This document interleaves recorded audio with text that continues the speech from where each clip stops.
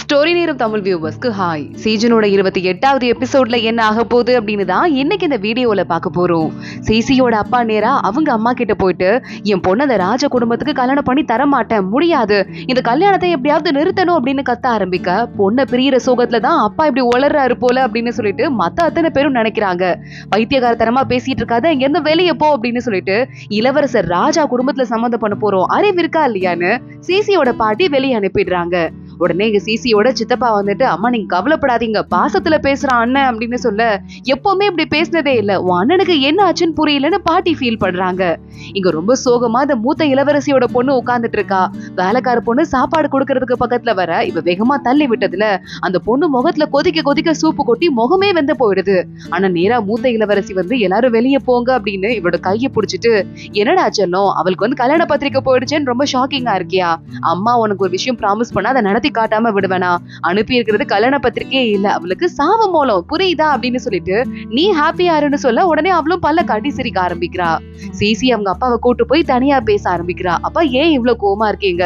உண்மையாவே எனக்கு இந்த கல்யாணம் ரொம்ப பிடிச்சிருக்கு, நான் உண்மையாவே ஜின்ன லவ் பண்றேன்ப்பா அப்படின்னு சொல்ல, சிசியோட அப்பா, இங்க பாருமா, இப்ப வந்து ராஜ உத்தரவு வந்துருச்சு, நம்ம 2 பேரும் என்ன தெரியுமா பண்றோம், உடம்பு முடியாத மாதிரி டிராமா போடுறோம், அப்புறம் கொஞ்ச நாள் நமக்கு உயிர் போயிடுச்சு அப்படின்னு சொல்லிட்டு இந்த கல்யாணத்தை அப்படியே நிறுத்திட்டு நம்ம 2 பேரும் ஊரை விட்டு வேற பக்கமா போயிடலாம், உனக்கு நல்ல மாப்பிள்ளையா பார்த்து நான் கல்யாணம் பண்ணி வைக்கிறேன், அவனோட உலகத்தெல்லாம் சுத்தி வா, இந்த கல்யாணம் வேண்டான்னு சொல்ல, அப்பா இதுக்கு மேல எதுக்கு கண்டதையும் பேசிட்டு இருக்கீங்க, எனக்கு உண்மையாவே இதை பத்தி நீங்க கவலைப்படுறது சுத்தமா பிடிக்கல, பயப்படுற அளவுக்கு ஒண்ணும் இல்லப்பா, ஹாப்பியா இருங்க அப்படின்னு சிசி அவங்க அப்பா மனசு அப்படி மாத்திக்கிட்டு இருக்கா. ஜின்னு வீட்டுல உட்காந்துட்டு கல்யாண கனவு காண ஆரம்பிச்சிடுறான். ஜின்னோட அசிஸ்டன்ட் வந்து, எப்பதான் வீட்டுக்கு வேலைக்கார பொண்ணுங்களை கூப்பிட்டு போறீங்க, முன்னாடி சின்ன வீட்டுல இருந்தோம், எல்லா வேலையும் நானே பாத்துக்கிட்டேன், இங்க பாருங்க ராணுவத்துல வால் புடிச்ச கை, இங்க வந்து துடைக்கிற துணியெல்லாம் புடிச்சு பால்கனி எல்லாம் துடைச்சிட்டு இருக்கேன், சீக்கிரமா வேலைக்கார பொண்ணுங்களை கூட்டு வாங்க பாஸ்ன்னு சொல்ல, சிசி வரும்போது எல்லாரும் கூடவே வருவாங்க, அவளுக்கு பிடிச்ச மாதிரி செய்யறதுதான் என்னோட வேலை, எங்க 2 பேருக்கும் குழந்தை பிறந்துச்சுன்னா பொம்பளை பிள்ளையா இருந்தா என்ன பேர் வைக்கிறது, பையனா இருந்தா என்ன பேர் வைக்கிறது அளவுக்கு யோசிக்க ஆரம்பிச்சிடுறான் ஜின்னு.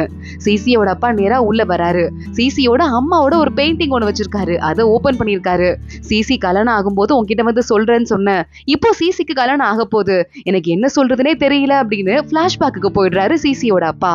சிசியோட அப்பா சிசியோட அம்மாக்கு ரொம்ப உடம்பு முடியாம போயிருந்திருக்கு, அவர் அப்படியே பணியில படுக்க வச்சுட்டு, என்னம்மா ஏன் ரொம்ப ஃபீல் பண்ணிட்டு இருக்க அப்படின்னு கேட்க, இங்க பாருங்க பிள்ளைங்களை நல்லா பாத்துக்கோங்க, நான் இல்லங்கிறதுக்காக கண்டுக்காம விட்டுறாதீங்கன்னு சொல்ல, நான் ஏன் நம்ம பிள்ளைங்களை பாத்துக்க போறேன், நீ தான் இருக்கியே, நீ நல்லா பாத்துக்குவ, அதுவும் இல்லாம நீ தான் அந்த உலகத்திலே அழகான பொண்ணு அப்படின்னு சிசி அப்பா சொல்ல, நான் நல்லாவே இல்ல பாக்குறதுக்கு, நீங்க சும்மா சொல்றீங்க அப்படின்னு அவங்க அம்மா பேசிட்டு இருக்காங்க. இன்னைக்கு இல்ல என்னைக்குமே இந்த உலகத்துல எனக்கு அழகான பொண்ணு நீ மட்டும்தான் அப்படின்னு சிசியோட அப்பா மறுபடியும் சொல்லிட்டு, நீயே உன் பிள்ளைங்களை பாத்துக்குவ, என்னை விட்டு நீ எங்கேயும் போக கூடாது, என் கூட தான் இருக்கணும் அப்படின்னு சொல்லிக்கிட்டு இருக்காரு. சொல்லிக்கிட்டு இருக்கா அந்த நேரமே சிசியோட அம்மா அப்படியே இறந்து போயிடுறாங்க, கையெல்லாம் விழுந்துருது. சிசியோட அப்பா கதறி ஆழ ஆரம்பிச்சிட்டு இருக்காரு. இதை யோசிச்சு பார்த்துட்டு, நான் இவ்வளவோ தடுத்து பார்த்தேன், ஆனா நம்ம பொண்ணு வந்துட்டு ராஜ குடும்பத்துக்கு கல்யாணம் பண்ணி போறதை என்னால தடுக்க முடியல, அதனால நீ தான் இனிமே நம்ம பொண்ணை பாத்துக்கணும், புரியுதா? சிசி கிட்ட சொல்ல முடியாத விஷயங்கள் நிறைய இருக்குன்னு அவகிட்ட எப்படி சொல்லுவேன் அப்படின்னு அவங்க அப்பா ஃபீல் பண்ண ஆரம்பிக்கிறாரு. இங்க நம்ம சிசியோட வேலைக்கார பொண்ணு இருக்கால, அவ சிசி இருமுற சதம் கேக்குதுன்னு வேகமா எந்திரிச்சு வெளியே போய் பார்த்தா, சிசி எந்திரிச்சு இரும ஆரம்பிக்கிறா, வாயில இருந்து ரத்தமா துப்பிட்டு இருக்கா. அவளதான் வேலைக்கார பொண்ணு பயந்து போயிட்டு கத்திக்கிட்டு இருக்கா. அடுத்த நாள் காலையில விடிஞ்சும் போயிடுது. சிசியோட அப்பா என்ன ஆச்சுன்னு கேட்க, நேத்து வந்துட்டு அவங்க படுத்தாங்க, அப்புறமா என்ன ஆச்சுன்னு தெரியல, ரத்த வாந்தியா எடுத்தாங்க, நான் மருந்து கொடுத்து படுக்க வச்சேன், அப்புறம் பார்த்தா எந்திரிக்கவே இல்ல, மதியானம் ஆயிடுச்சு இன்னும் எந்திரிக்கலன்னு சொல்ல, கடைசியா என்ன சாப்பிட்டாங்க அப்படின்னு சிசியோட அண்ணா கேட்டுக்கிட்டு இருக்கான். இந்த சூப் இருக்கே, இது இந்த சித்தி இருக்காங்களா அவங்கதான் கொண்டு வந்து கொடுத்தாங்க அப்படின்னு சொல்ல, சித்தியும் பாட்டியும் உள்ள வராங்க. இதோ இவங்க கொடுத்த சூப், இந்த இஞ்சி சூப் இருக்கு, இதை குடிச்சதுக்கு அப்புறம் தான் எங்க மேடம்க்கு உடம்பு முடியாம போயிடுச்சுன்னு சொல்ல, சித்தி உடனே பார்த்துட்டு, இங்க பாரு என் வேலைக்கார பொண்ணு சிசி மேல தண்ணியை கொட்டிட்டா நைட் தூங்க போற நேரத்துல அப்படின்னு பிளாஷ்பேக்கு போயிடுறா.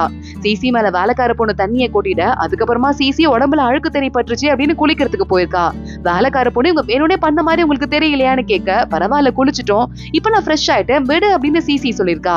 அப்ப இந்த சித்தி பல்ல காட்டிக்கிட்டே உள்ள வந்துட்டு, சாரிமா, இந்த இஞ்சி டீ வச்சிருக்கேன், இதை குடிச்சு பாரு, ரொம்ப நல்லா இருக்கும், குளிருக்கும் நல்லா இருக்கும், நீ வேற குளிச்சிருக்கல இப்பதான் இருட்டுல போயிட்டு அப்படின்னு சொல்லிட்டு கொடுக்க, சிசி ஓகே என் மேல அக்கறை வச்சு கொடுத்த மாதிரி வந்திருக்கீங்க, சோ இந்த தடவை வாங்கிக்கிறேன், இதுக்கும் மேல எனக்கு இது மாதிரிலாம் கொடுக்காதீங்க அப்படின்னு சொல்லிட்டு சூப்பை வாங்கிக்கிறா. அதை லேசா குடிச்சிருக்கா. இதை சொன்னதுமே இந்த சித்தி, எவ்வளவு தைரியம் இருந்தா இது மேல பழிய போட்டிருப்ப அப்படின்னு மீதி இருக்கிற சூப்பை வாங்கி அவ குடிச்சிட்டு, இப்ப எனக்கு என்ன உயிரா போயிடுச்சுன்னு கேட்க, அமைதியா பாட்டி பாத்துட்டு இருக்காங்க. என் மேல யார் யாரோ என்னவோ தப்பு சொல்லிருக்கீங்க, நான் கேள்விப்பட்டிருக்கேன் கேட்டிருக்கேன், ஆனா அந்த வேலைக்கார பொண்ணுல என் மேல கொலகார பழிய போட்டுட்டு இருக்கா, இதை பார்த்துட்டு சும்மாவா இருக்க போறீங்கன்னு கேட்க ஆரம்பிக்க, பாட்டிக்கு வர வழியே தெரியல. சிசியோட வேலைக்கார பொண்ணு போய் கிச்சன்ல அடைச்சு வைங்க, நான் சொல்ற வரை அவளை விடக்கூடாதுன்னு தண்டனை கொடுத்துடுறாங்க. ஷான் பாக்குறான், என் தங்கச்சியை பாத்துக்கிறதுக்கு இப்ப அந்த பொண்ணு கண்டிப்பா கூட இருக்கணும்னு சொல்ல, இந்த வீட்டுல வேலைக்கார பொண்ணுக்கா பஞ்சம், வேற யாரையாவது போட்டுட்டா போச்சு அப்படின்னு இந்த சித்தி சொல்லிக்கிட்டு இருக்கா.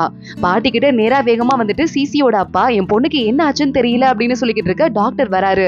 என்ன ஆச்சுன்னே தெரியலங்க, என்ன ஆச்சுன்னு எனக்கும் புரியாம நான் எப்படி ட்ரீட்மெண்ட் பார்க்க முடியும்? அந்த பொண்ணு பாருங்களேன் இப்படியே போயிட்டே இருந்தது, டைம் ஆயிட்டே இருந்ததுன்னா இப்படியே இறந்து போயிருவா. வேற ஏதாவது ஃபேமஸான டாக்டர் இருந்தா கூப்பிட்டு பாருங்க அப்படின்னு சொல்ல, உன் பொண்டாட்டிக்கு வந்தது இல்லப்பா அந்த வியாதி மாதிரியே இருக்கே அப்படின்னு பாட்டி சொல்றாங்க. அம்மா நீங்க வாயை மூடுங்கன்னு சிசியோட அப்பா இன்னும் டென்ஷன் ஆயிட்டு இருக்காரு. வேற டாக்டர் கூட்டிக்கிட்டு இருக்காங்க, ஆனா எதுவுமே ஒர்க் ஆகல. இந்த சித்தி உடனே பார்த்துட்டு, அந்த பொண்ணுக்கு வந்த வியாதி அவங்க அம்மாக்கு வந்த வியாதி தான் போல அத்தை, நம்மளால என்ன பண்ண முடியும் அப்படின்னு நக்கலா பேசிட்டு அங்க இருந்து கிளம்புறா.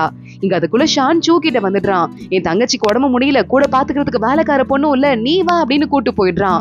அதே மாதிரியே சூ நேரா உள்ள போயிடுறா. சிசிய பாக்குறா. போத்துனா ரொம்ப வேர்க்குது அப்படின்னு சிசி கத்துறா மயக்கத்திலேயே. போர்வை எடுத்தா ரொம்ப குளிருதுன்னு கத்துறா. சூக்கு என்ன பண்றதுன்னு தெரியல. யாராவது தண்ணி கொண்டு வாங்கன்னு சொல்ல யாருமே வரவே இல்ல. நம்ம சூ வெளியே வந்து பார்த்தா வேலைக்கார பொண்ணுங்கலாம் ரொம்ப நக்கலா வந்துட்டு, இங்க பாருமா எங்க ஊர்ல எல்லாம் கத்தக்கூடாது, இப்படி சும்மா நீ ராணுவத்துல இருந்த மாதிரி இங்கே இருக்க கூடாதுன்னு நம்ம சூவை பத்தி நக்கலா பேசிக்கிட்டு இருக்க. சூ கையில இருக்கிற கத்தி எடுத்து தலையில இருக்க கொண்டைய வேகமா அறுத்து விட்டுறா. இப்ப போய் தண்ணி வரப்போதா இல்லையான்னு கேட்க அந்த லேடிஸும் பயந்துட்டு ஓடுறாங்க. நம்ம ஜின்னுக்கு விஷயம் தெரியுது, விறுவிறுன்னு ஓடி வரான். என்ன ஆச்சுன்னு சூ கிட்ட கேக்குறான். என்ன ஆச்சுன்னு எனக்கும் தெரியல, இதே வியாதி அவங்க அம்மாக்கு இருந்ததா வேற சொல்றாங்க, சோ புரியல அப்படின்னு சொல்லிட்டு சூ வெளியே போயிட ஜின்னு பாத்துட்டு இருக்கான். உனக்கு என்ன ஆச்சு? கொஞ்ச நாளைக்கு முன்னாடி நான் நல்லா தானே இருந்த, யார் இந்த வேலையை பண்ணது, என்னை காப்பாத்த மாட்டியா நீ கேட்டுட்டு நீ இப்படி ஆயிட்டேன்னு திட்டின, ஆனா நான் உன்னை காப்பாத்தாம போயிட்டேனே அப்படின்னு சொல்ல சிசி லேசா கண்ணை திறக்கிறா. ஜின்னவ வாய்கிட்ட போய் காதை வச்சுட்டு ஏதாவது சொல்றாளா அப்படின்னு கேட்க, பாம்பு மூலிகை அப்படின்னு சொல்றா. அதை வச்சு யாராவது உனக்கு விஷம் கொடுத்துட்டாங்களான்னு கேட்க சிசி இல்லன்னு தலையாடுறா.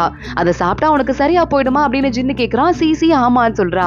பிளாஷ்பேக்ல நமக்கு காட்டுறாங்க, அந்த நானுவோட தலைவி இருக்காங்கல்ல, சிசிக்கு உடம்பு முடியாம ரொம்ப அப்படியே மயக்கத்துல இருக்கும்போது அந்த பாம்பு மூலிகை இருக்கே எல்லாம் விஷம் நினைச்சிட்டு இருக்காங்க, ஆனா பல விஷத்தை முறிக்கும் அது. அந்த மூலிகையை கொண்டு வந்து கொடுங்கன்னு சொல்லி அதை வச்சுதான் காப்பாத்திருக்காங்க. ஜின்னு கொட்டுற மழையில நேரா கிளம்பி போயிடுறான். மலை உச்சியில தான் அந்த மூலிகை எப்பவுமே பொதுவா கிடைக்குமா. சோ அடுத்தவங்களை கூப்பிட நேரம் இல்ல அப்படின்னு அவனே கஷ்டப்பட்டு மேலே ஏறி மழையில வர பாறை வழுக்க ஆரம்பிக்குது. ஒரு வழியா அதை பறிச்சிடுறான். ஆனா கீழே உருண்டு வேற விழுந்துடுறான். அடிப்பட்டதெல்லாம் பத்தி கொஞ்சமும் யோசிக்காம விறுவிறுன்னு மறுபடியும் நேரா கிளம்பி சிசிய பார்க்க வந்துட்டு அந்த மூலிகையில டீயை போட்டு கொடுக்குறான். சிசியோட வாய்க்குள்ள டீ போகவே இல்ல.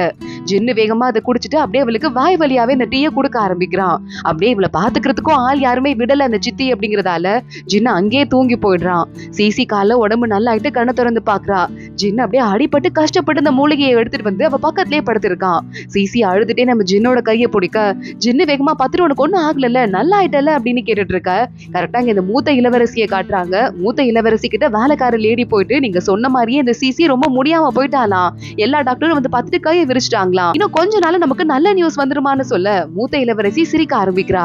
சிசி சொல்லிக்கிட்டு இருக்கா, எனக்கு உடம்பு சரியா போனதை வெளியே யார்கிட்டயும் சொல்ல வேண்டாம், எனக்கு இன்னும் உனக்கு காய்ச்சலும் வரல வியாதியும் வரல, யாரோ எனக்கு விஷம் வச்சுட்டாங்கன்னு சொல்ல ஜின்னு ஷாக் ஆயிட்டு இருக்கான். யார் மேலேயாவது சந்தேகம் இருக்கா அப்படின்னு. ஏற்கனவே என் மேல தண்ணியை ஊத்திட்டு அதுக்கப்புறமா சும்மா பேச்சுக்கு அந்த டீயை குடுக்கற மாதிரி வந்தாங்க, அதுக்கப்புறம் தான் எனக்கு உடம்பு முடியாம போச்சு. இவங்களே இப்படி செய்யறாங்க அப்படின்னா இவங்களுக்கு பின்னாடி பெரிய சப்போர்ட் இருக்குன்னு அர்த்தம், அதனால அவங்களே உங்க வலைக்குள்ள வந்து விழுற மாதிரி நம்ம செட் பண்ணணும் அப்படின்னு சொல்ல, இப்ப சிசியோட அப்பாக்கு அண்ணனுக்கு எல்லாம் உண்மை தெரிஞ்சிருது. ஜின்னு சொல்லிடுறான். ஆனா எல்லாரும் சேர்ந்து ஒரு டிராமா போடுறாங்க. ஜின்னு வேகமா சிசியோட அப்பாவை கூட்டிட்டு உள்ள வரான். என் பொண்ணை செக் பண்றதுக்காக ஜின்னு போறான்னு சொல்ல, ஆம்பளை எல்லாம் உள்ள விட முடியுமா அப்படின்னு சித்தி வந்துடுறா. கல்யாணம் பண்ணிக்க போற பையனுக்கு உள்ள போனா என்ன அப்படின்னு அவங்க அப்பா உள்ள கூட்டு போறாரு. அந்த சித்தி வந்து செக் பண்றத பாத்துட்டு இருக்கா.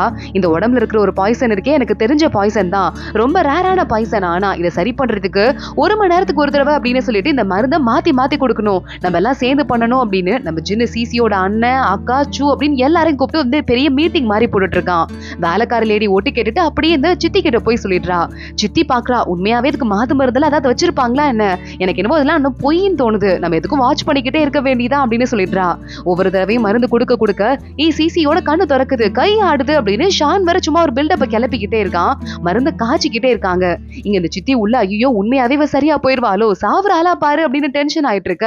கரெக்டா அடுத்த நாள் லாஸ்ட் மருந்து, இதை கொடுத்தா நம்ம சிசி சரியாயிருவாலாம். அந்த மருந்தை காய்ச்சி ரெடி பண்ணிக்கிட்டு இருக்காங்க எல்லாருமே சேர்ந்து. இந்த சித்தி பாக்குறா, இதை விடக்கூடாது அப்படின்னு வேலைக்கார பொண்ணு அனுப்புறா. இந்த ஸ்நாக்ஸ் போய் எல்லாருக்கும் கொடு அப்படின்னு அந்த பொண்ணு போய் கொடுக்குற மாதிரி பார்த்துட்டு, சரி ஓகே நான் கிளம்புறேன் அப்படின்னு போயிட்டு மறுபடியும் இந்த சித்தி கிட்ட எல்லா உண்மையும் சொல்ல, சித்தி பாக்குறா அந்த இடத்துல ஜின்னு இல்ல, அவன் இல்லைன்னா நான் சமாளிச்சிருவேன் அப்படின்னு ஆளுங்களோட உள்ள போறா. அங்க சிசியோட வேலைக்கார பொண்ணு மறுபடியும் ரிலீஸ் பண்ணி விட்டுறாங்க. அவங்க வந்து நின்னுட்டு இருக்கா.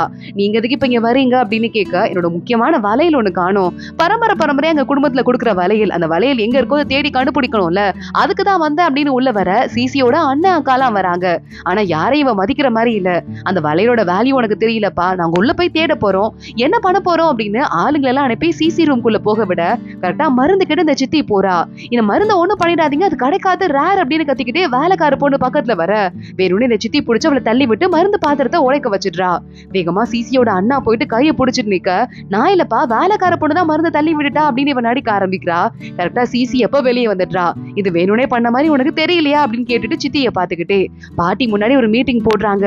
சித்திய பார்த்து பாட்டி இங்க என்ன நடக்குது அப்படின்னு கேட்டுட்டு இருக்க, இல்ல எனக்கு எப்பயோ உண்மை தெரிஞ்சிருச்சு, இவங்களை வழிக்கு கொண்டு வரதுக்காக தான் அந்த வேலையெல்லாம் நான் பண்ணேன் அப்படின்னு சிசி சொல்லிக்கிட்டு இருக்கா.